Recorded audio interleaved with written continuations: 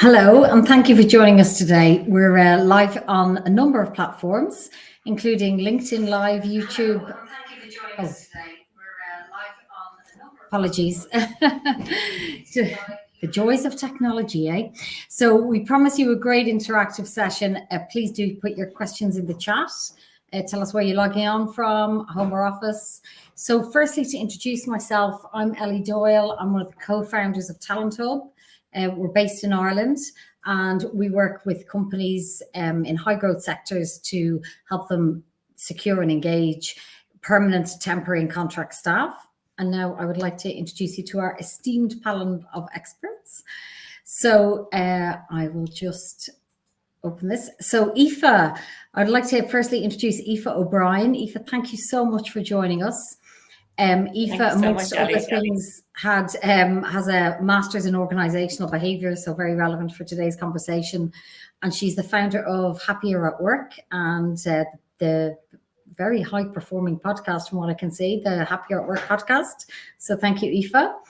And then we have Sarah McDonough, who, amongst other things, a long-standing career in communications and employer branding, employee branding. Currently the consulting leader for UK and Ireland. Is that right, Sarah? At Willis Towers Watson. So thank you, Sarah, for being here. And then finally, we're delighted to introduce John Ryan.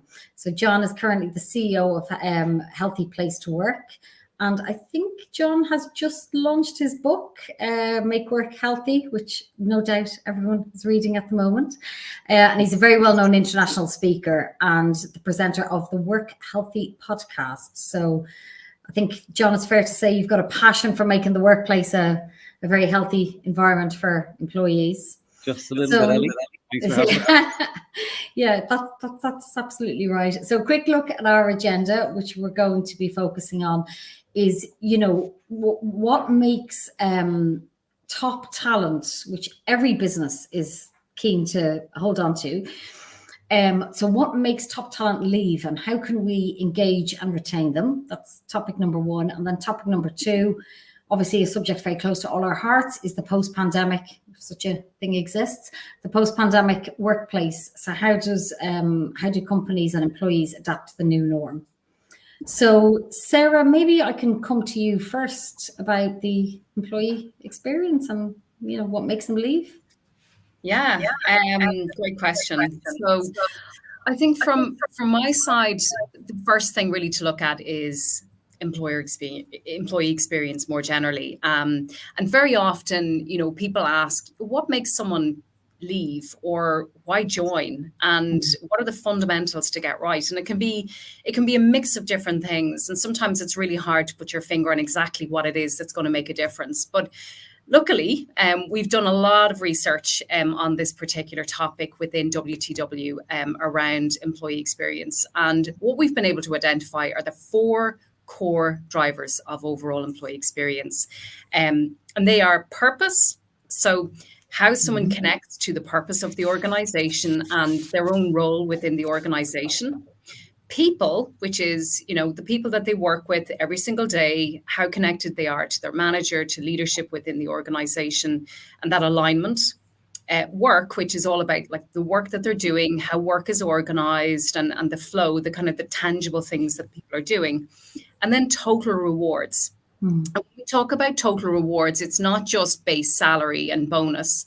Actually, it's everything that makes up the recognition for someone for doing a great job. So it can be salary, bonus, but also career progression and opportunities to learn and grow within the role. So total reward is actually broader than just thinking about base salary. What's really interesting about this is we've been looking at this particular area for a number of years. We've a lot of research. We've been doing this type of work for over 50 years now. We collect data on 600 companies globally every single year on overall employee engagement. What we've been able to do is track high performance organizations and look at their performance on some key metrics like return on investment, et cetera, et cetera. So all of the really important financial metrics, but also overlay that data with really strong engagement scores. And what we've been able to identify is a direct correlation between overall high performance and strong employee experience.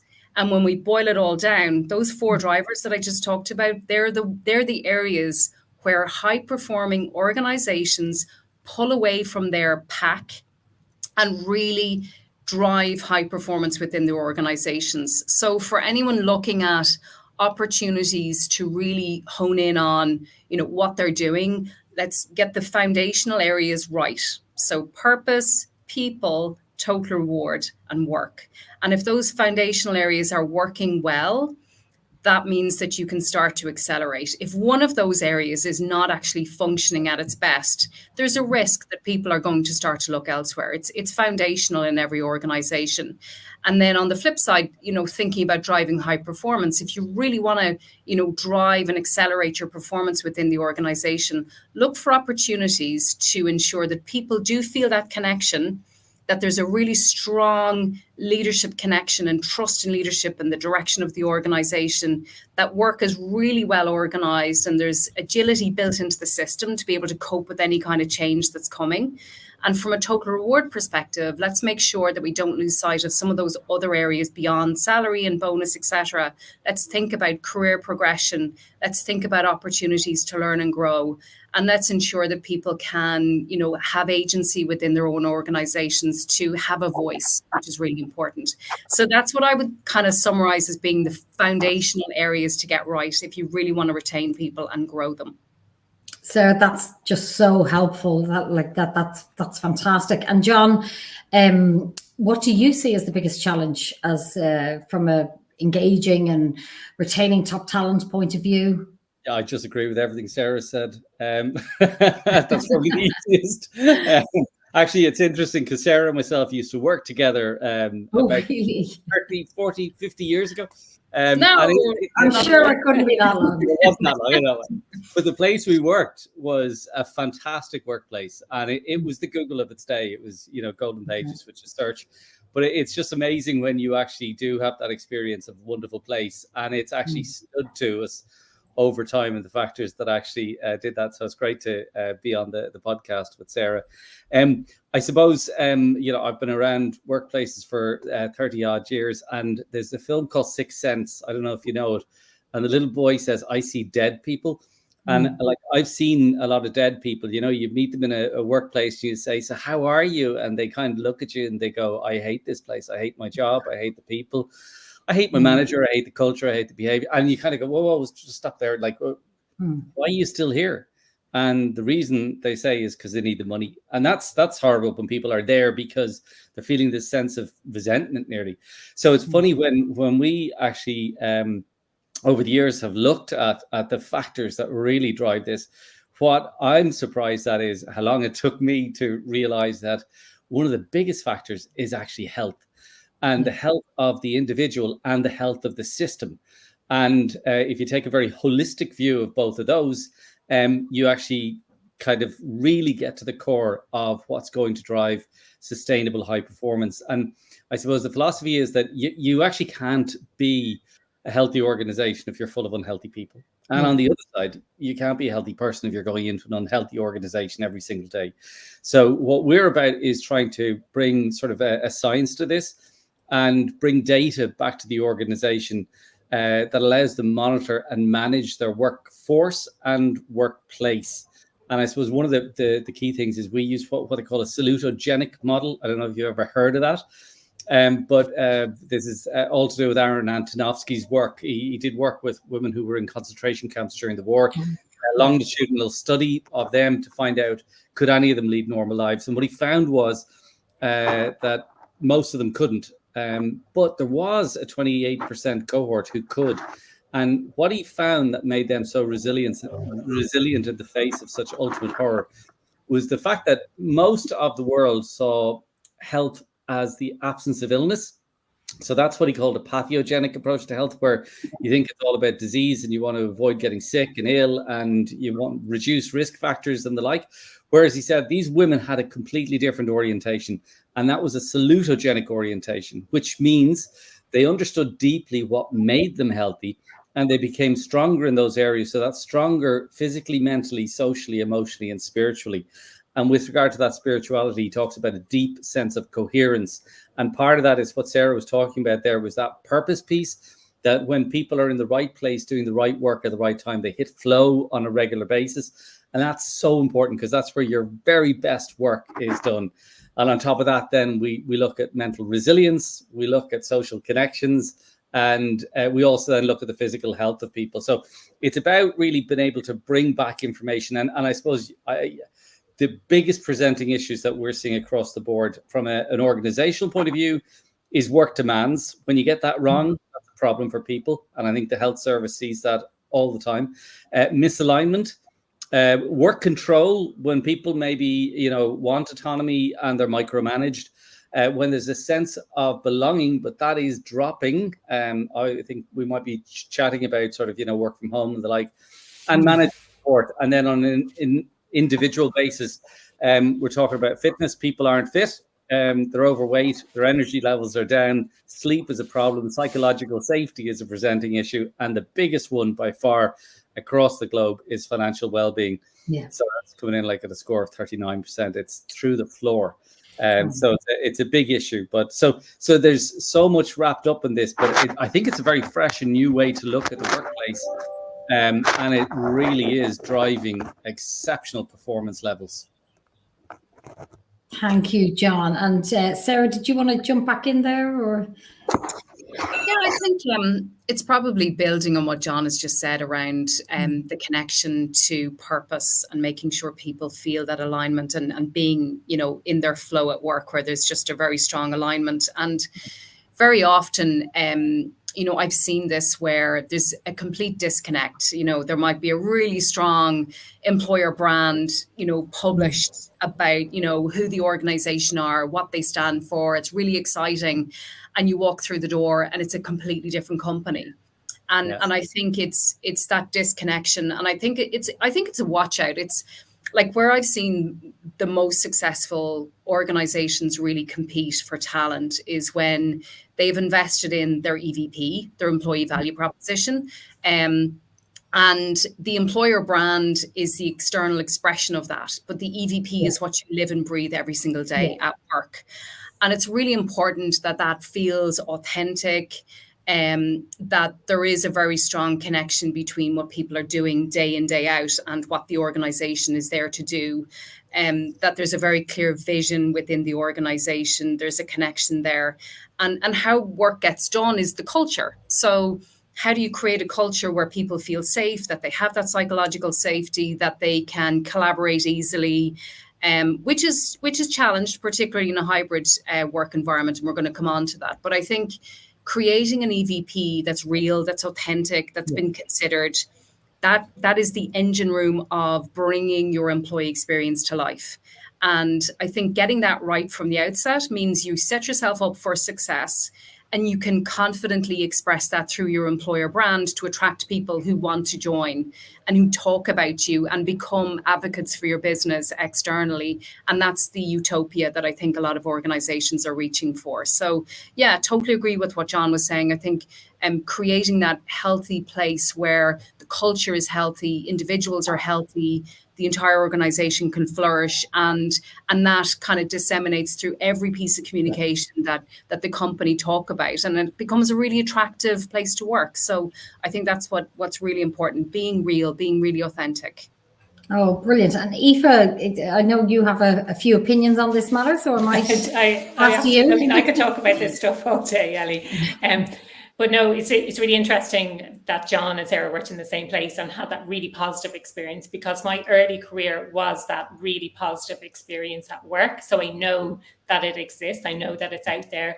And I had a couple of experiences that were less than positive, which has put me on the path that I'm on now, which I appreciate the fact that I've had those experiences, because now I can educate other people on the fact that actually you can create these happier working environments. So I went on and I did my master's, as you mentioned, and from the research that I did during my master's, I devised the Happier at Work framework.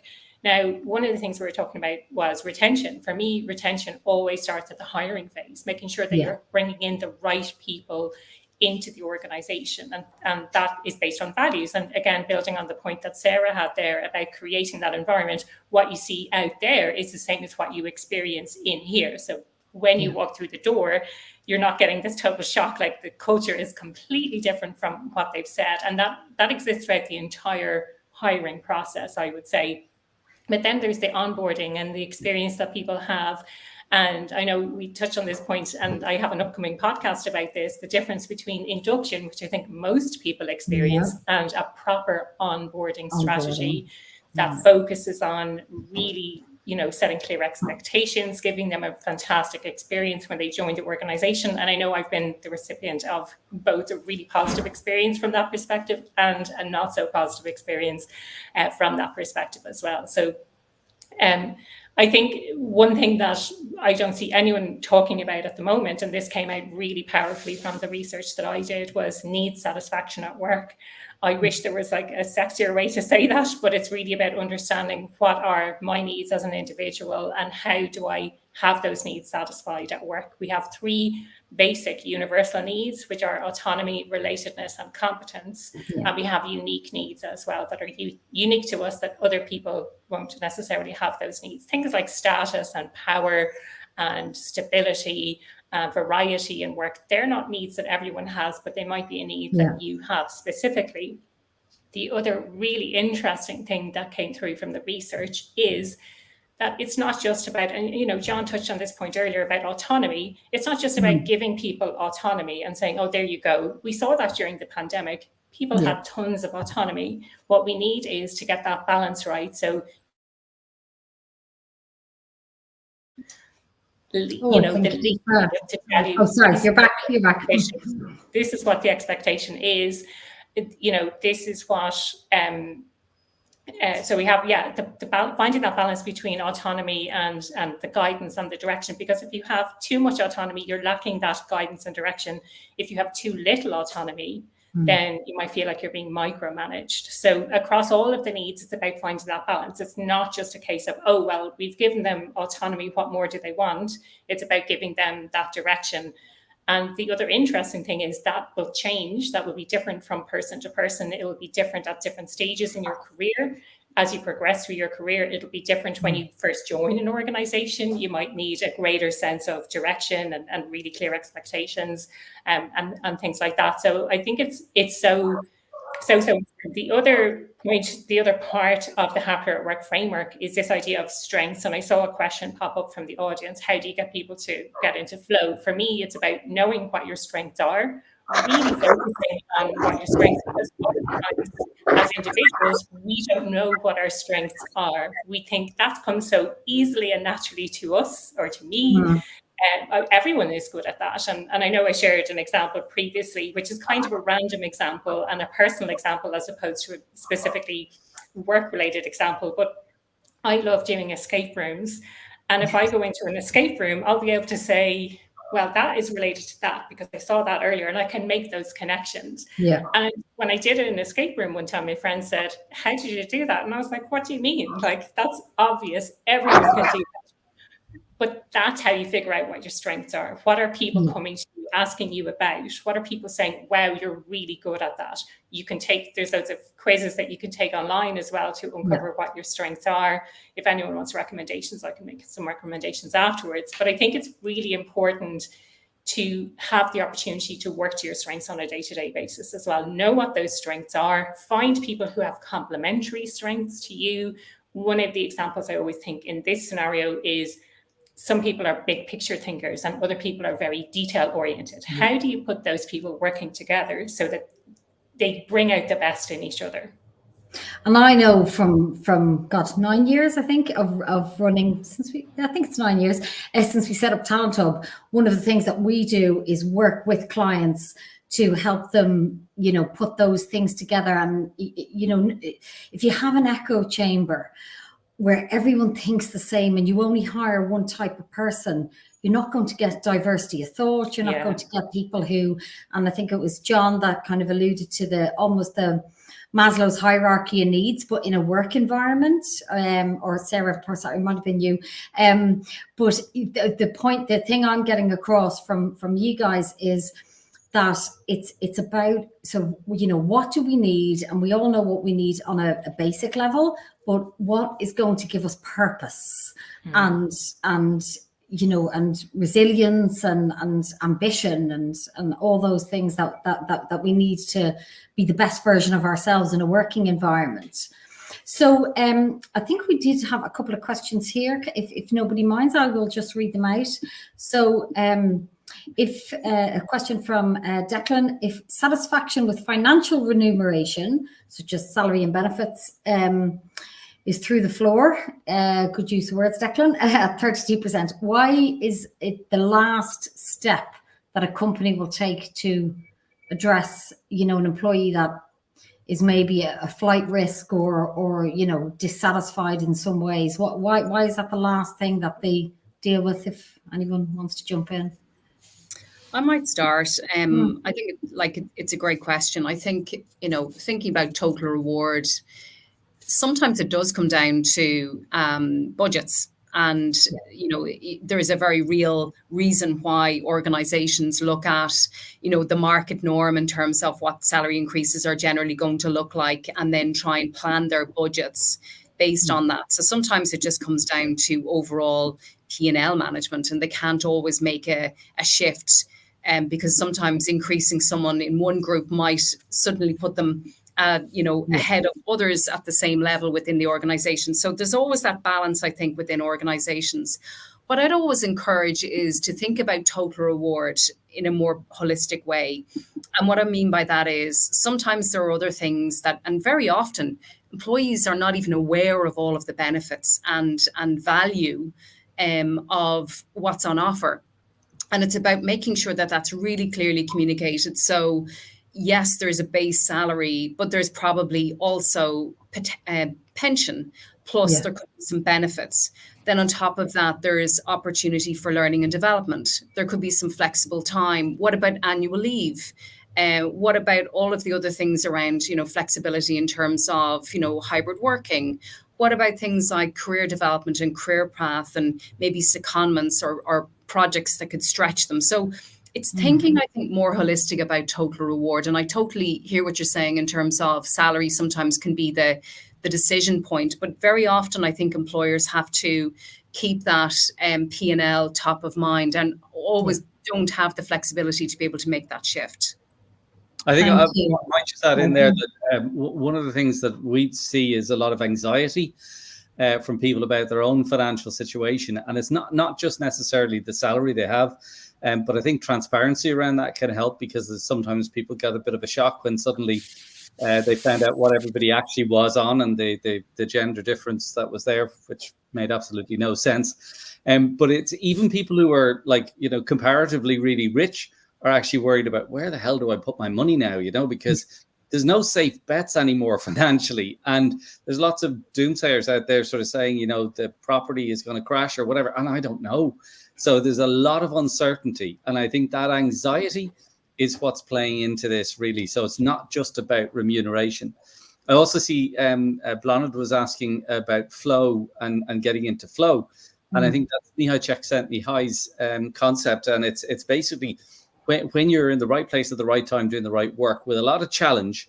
So it's not that you're just sitting there very relaxed. It's your dedicated time, the intensity that you can bring to bear, that you kind of lose track of time. And I think that the idea of flow is that, you know, you're not kind of having people jumping over your desk and going, actually, can I just talk to you for a second? You get a chance for some dedicated work, and you're doing really great work. You're doing the best work you possibly can. You feel a real sense of purpose and meaning from the work you do. So I think there's a lot of, there's a company actually was in Denmark, and they have this system of red and green lights. And basically, if they use the Pomodoro technique, which is Italian for, you know, tomato, and you know the way you see the timers. The timer, yeah, 25 minutes, yeah. Time, right? And they work in these work sprints. So if you're in a work sprint, not only do you put the red light on, but you also actually write up what you're actually working on. So everywhere in the company, there's these signs. They call it working out loud.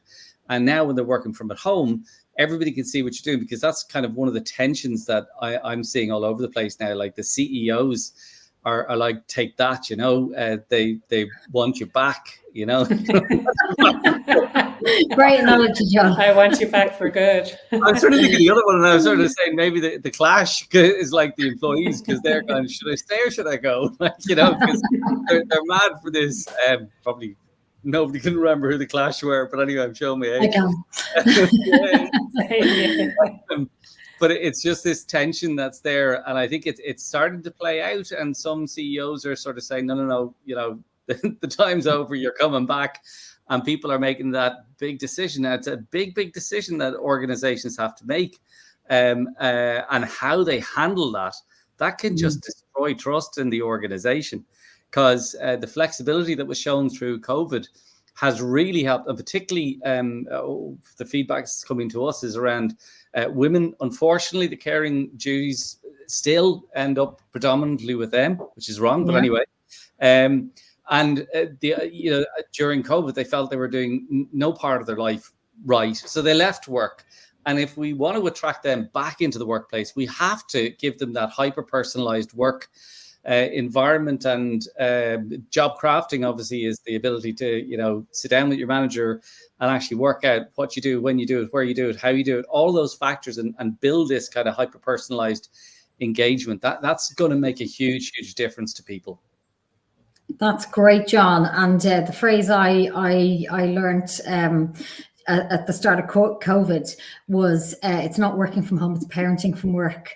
So I think that does particularly relate to women. I can see there, Rachel has kindly posted a question about the thoughts of fully remote individuals. And Rachel, we're actually going to come to that now in our next section, which is the post-pandemic. Is such a thing existing anyway?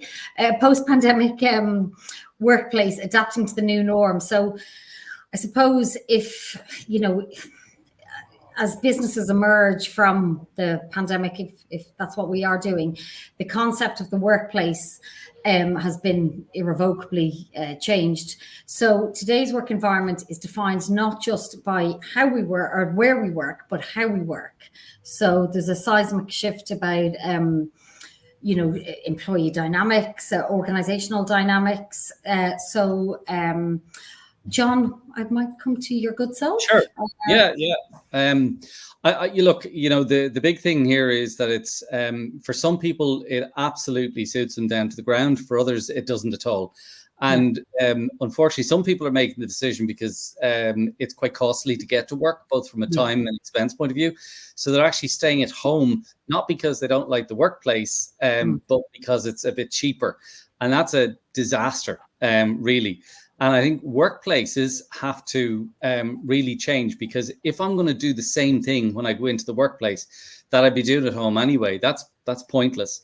But equally, on the other side, it's really interesting. The message we're getting is that when people come into the workplace, let's say they're on a 3 days at home and 2 days in, when they come in, they want to do their socialization. And the people who are in there going, will you feck off? I want to do work.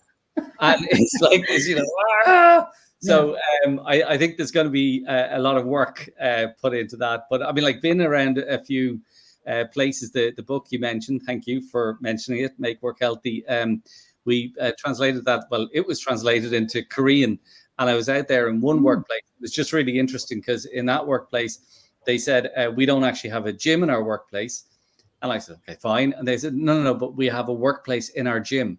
So what they've done is they've actually got just equipment everywhere, and even not only sort of treadmills and the like and bikes and all that, but they also have the basketball hoops and all that. So you can't help but actually take a few minutes away from your desk and do a bit of exercise. So that integration of the workplace is really, really important. So making sure that fitness in that isn't something you do after work, you actually do it during work, and that building in recovery into your daily routine.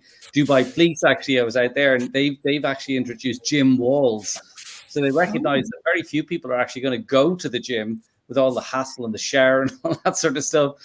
And what they've actually done is they've got a mini gym wall, so you can just move away from your desk and go over and lift a few weights and pull a few sort of resistance bands and a yoga mat and the like. So I think it's a concept now that the workplace is going to change, and it's going to have to fulfill a lot of different needs for people. And one organization, I was just fascinated by it. They were talking, because to me, one thing that's fundamentally changed, and maybe workplaces haven't copped onto this enough, is the role of the manager in a new work. And they kind of recognize that the role has changed, but they haven't changed the role formally. And I think they need to do that. One organization was saying to me that the younger population, they actually want their manager to be a psychologist. So they've actually trained their managers to be psychologists. So it's really interesting.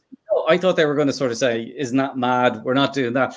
But they actually said, no, we're actually going to give them that. So fundamentally, that role is really, really changing. And I think that's going to make a huge difference to the workplace. Wow, that's amazing. And the whole kind of gym at work, it kind of aligns with what I said about it's not working from home, it's parenting from work. I think the whole dynamics of all that type of thing is like, it's just a different lens, isn't it? Absolutely. Like, I mean, pre-pandemic, if somebody said to you, I need you to bring your bed into work now, I'd like you to sleep from work, you go, come on. Whereas that's, effectively what people are doing. Yeah. And Aoife or Sarah, do you want to jump in there? Yeah, I think there's a couple of comments in the chat, and I'm going to try and give my perspective on a few of these just as we're going. I think flexibility as a philosophy is something that I've seen organizations embrace, and they are the most successful rather than it being a set policy. I think there's been a bit of a backlash against organizations who have mandated certain days being in the office. I think where I've seen most success is more around flexibility around approaching work. So it could be where you work, when you work, how you work, and then offering flexibility and giving that empowerment to local teams to decide what makes sense for them, and then designing their work week based on that. So I've seen organizations basically, say, okay, let's this team come in on a Tuesday and a Thursday. And what we're going to do is use that time for learning and development, have our lunch together, do the things that we can't do really easily from home, but let's use that as the collaboration connection opportunities. And then the kind of focus days are when you're on screen and you're doing your calls, you're doing your emails, you can do that from home. So designing flexibility and having that as your philosophy, I think works well, and empowering local teams to be able to decide and then work across the organization. So we're going to take these days. For other groups, it might be different days. So, it means that from a workspace perspective, you can optimize the workspace that you have. I think engagement, someone asked the question about challenges around engaging people who are fully remote. Totally agree. I think it is a challenge for anyone who is totally remote, and it's providing opportunity to enable some sort of connection. Be it, it could be once every 2 months or once every 6 weeks where there is an opportunity to get together, to have a cup of coffee, to socialize in some way, to do something that's not work related. When we were fully remote during COVID, what we did was we had a virtual coffee. So every morning at 10, we would have a call set up so people could just come on and chat. And there was no agenda, it was just a chat. And creating opportunities and space and diaries to be able to do that. Have a walking meeting. So although you're not together, you're actually physically outside, you're talking about stuff, but you're in nature together, albeit apart. They're the kinds of things that I would encourage, because it's about ensuring that people feel connected and they can collaborate with their colleagues, and facilitating that, I think, is really, down to the individual organization on the kind of policy, or not even policy, philosophy that they have around offering flexibility.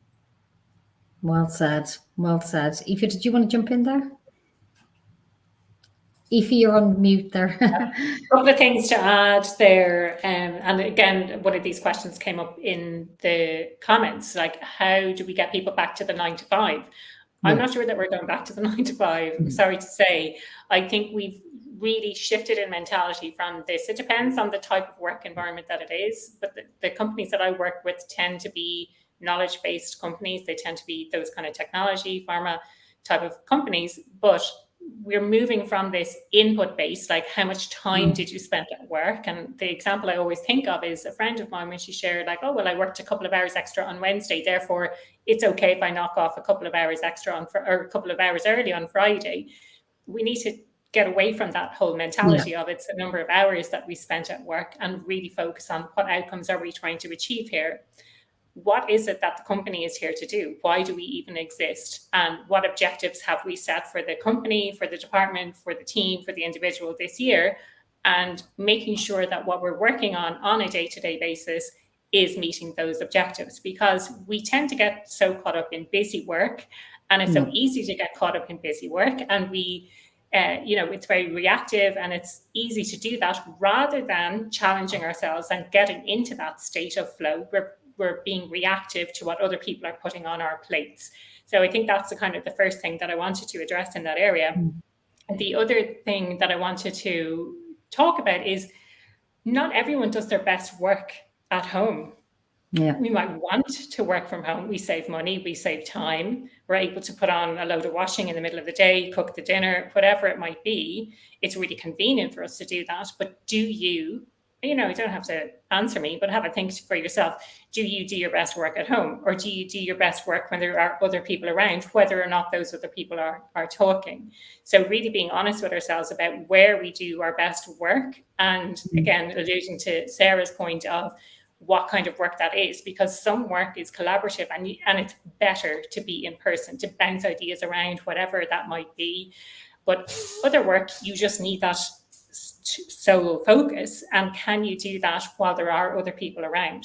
Only you can answer that question, I think, for yourself. So it's something I think that's really, really important to address.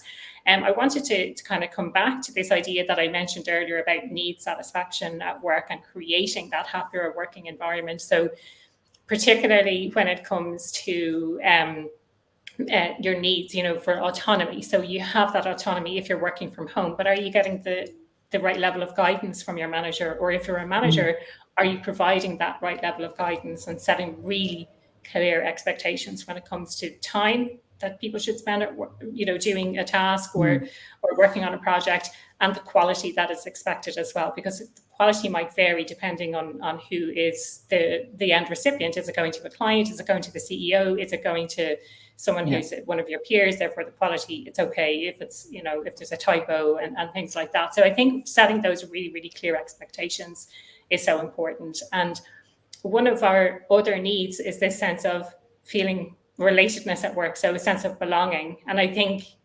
again, I love that idea that Sarah had shared about that coffee morning. Find something that works authentically for you. What is it that you can do? What makes you feel this sense of a belonging? Is it catching up with people on a regular basis? And don't be afraid to do that. I know certainly from my own experience, when I'm feeling lonely and isolated, it makes me kind of isolate myself even more. So just being aware of those things and reaching out to people, like the difference that it makes just by reaching out to people to connect, I think can't be underestimated, especially if it's someone, a work colleague, and you're having a particular challenge at work or something like that. So I think it's really important to understand those factors.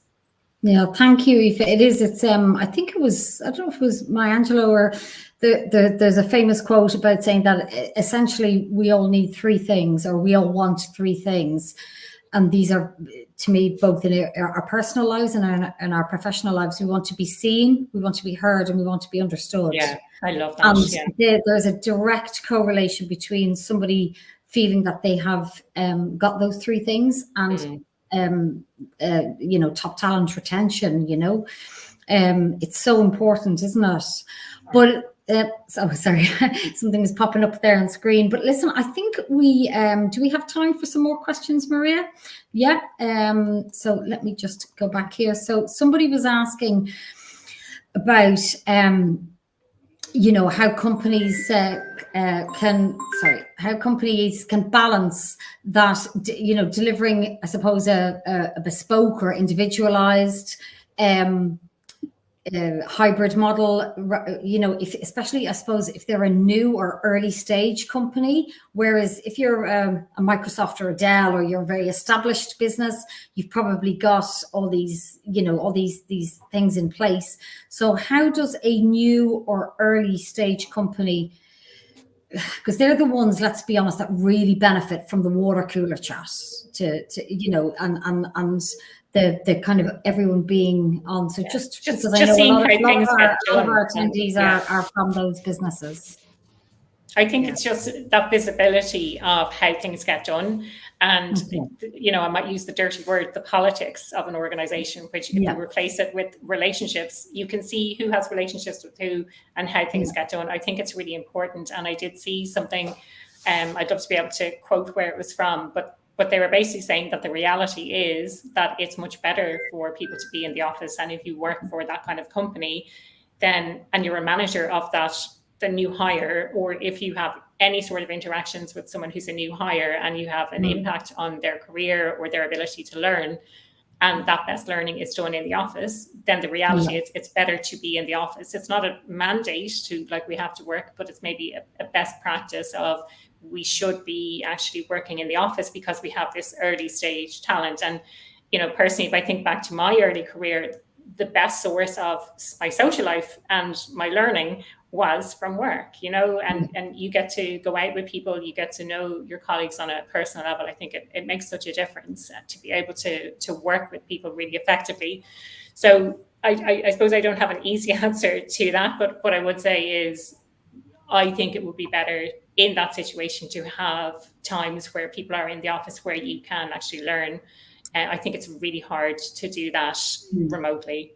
Yeah, I think that's why some companies are having anchor days, isn't it? I think it's like, let's get everybody in on this particular day. Yeah, and just to build on that, I think I totally agree. I think early stage careers, and we see this with a lot of organizations we work with, where there's a real focus on making sure that, you know, talent coming through the door feel that connection, understand ways of working. It also ensures that, like, they're learning as quickly and effectively as possible, and there's a degree of quality control around how things are done. So it's important.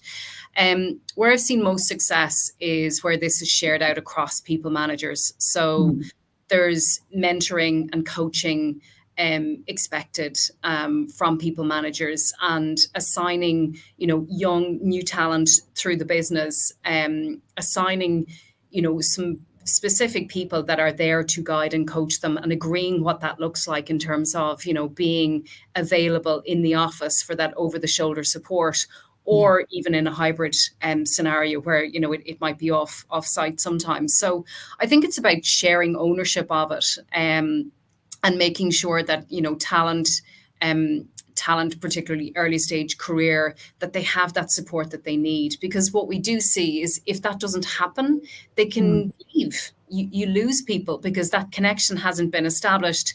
They don't feel that sense of community. They don't have the support and feel a little bit disengaged. So it's important to do that in a way that makes sense for the business. And I think the most effective way of doing that is by making sure it's shared out across people managers. So there's an ownership by that community, and it's facilitated in whatever works for the business. That's brilliant. And I'm just conscious of time. John, do you want to take us home? Any kind of last minute comments? I don't want to take anybody home. I'm very happy with all I have. No, I mean, I think the art of this is really just listening to your people, because it's not a homogenous workforce anymore. And if you take it that way, you're dead. It's really about trying to get as personal as you can with people and figuring out what they need, as you say, Aoife, and actually then delivering that to them, you know, but and making sure that the workplace is healthy for them, and that they're healthy for the workplace, because it's a two-sided gig. So, and it's a symbiotic relationship. So I think, that's the key. Well, I just want to say before we wrap up, thank you all, Aoife, John and Sarah. Thank you all so much for your time today. I'd like to hope that you've shared some great for retaining and engaging employees. And as mentioned, our lovely Maria is going to be sharing a goodie pack with some templates, so that will follow up. So I do hope this webinar has been thought-provoking, and that people have walked away with information that, you know, they'll be able to implement to improve their own workplaces. There will be a recording sent to you after this, and a quick survey. If we'd very much appreciate if people would fill that in, so that we make our next one relevant. But watch this space for our next webinar. And can I just say on a personal level, thank you so much for coming along and sharing your knowledge and your insights. So thank you, John, Aoife and Sarah. Thanks, Thank Ellie. you. Thanks, Okay. Ellie. Good afternoon, everybody. Thank you. Bye. Thank you. Cheers.